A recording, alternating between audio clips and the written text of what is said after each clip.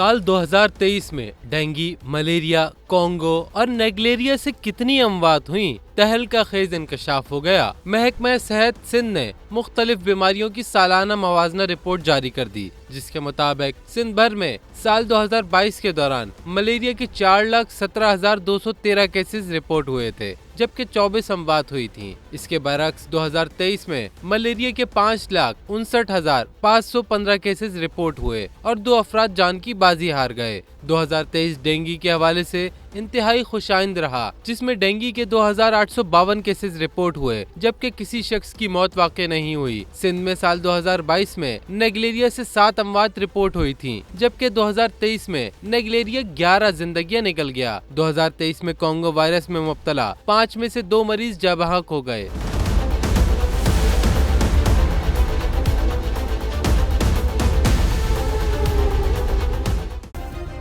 Subscribe करें और bell दबाएं ताकि कोई खबर रह न जाए।